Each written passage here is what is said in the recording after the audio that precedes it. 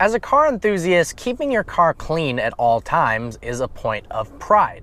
Showing up to a car meet with a dirty car in anything short of a pro runner truck just feels like you're being negligent.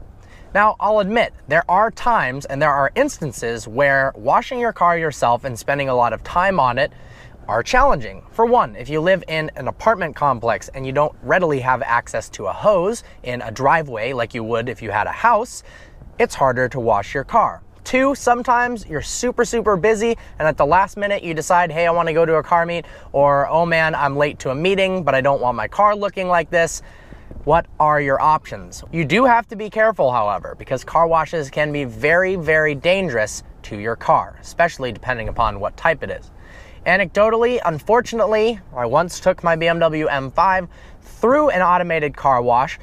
It had a conveyor system where it locks onto the driver's side wheels and pulls it along. Well, unfortunately, there was a slight malfunction, or basically they didn't do enough upkeep in the machine, so some of the plastic had broken off and I curbed the crap out of the side of my wheels. I guess I didn't really do it, the machine did, but I feel responsible because I took the car to that car wash. Thankfully, they paid for it, but it took a long time, and with matching finishes on 3-stage shadow chrome, it's a nightmare. You don't want to do it. So without further ado, here are the 5 ways car washes can destroy your car. Thankfully, those automated car washes that look like a haunted house for car enthusiasts no longer have those crazy bristles that are going to destroy your paint. However, the replacement oftentimes is called midder curtains.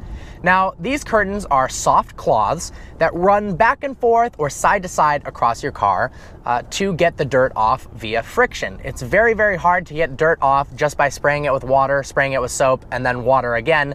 Usually you do have to make contact with your car. Now, these machines are very expensive. A full automated car wash can run into the millions of dollars. So repairing them all the time isn't something that the person who owns the car wash is really going to want to do. Thousands and thousands of cars go by. Eventually, these curtains are going to develop small tears. Those tears can hook onto things, namely your windshield wipers. Many people have reported with these types of washes that their windshield wipers have been ripped straight off their car.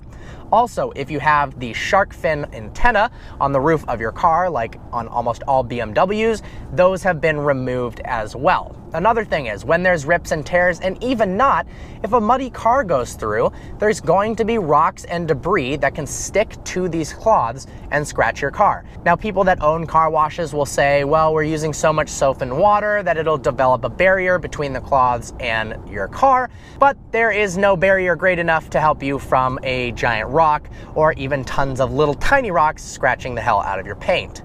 Touchless car washes seems like a great invention. And part of it is.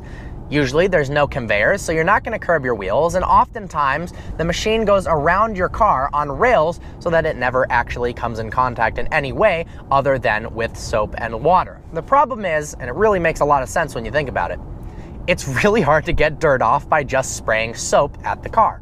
So either the car wash is going to do a terrible job and you wasted $5-10 on a car wash that did nothing, or they use really intense chemicals to eat away at the dirt. Most companies use hydrofluoric acid. This is good at eliminating dirt, but it's also good at eliminating your sealant and your wax on your car's paint. Now, people caught wind of this and companies started naming the hydrofluoric acid low pH cleaner.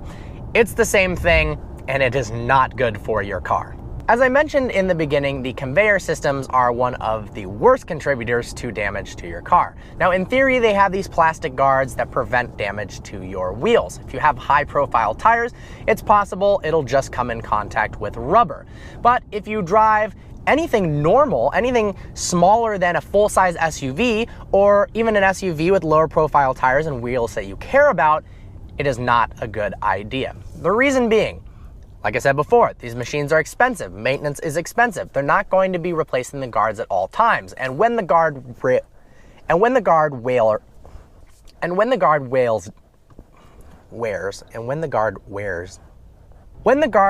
down, it exposes some nasty things. One, the metal guardrail to support the plastic, or bolts.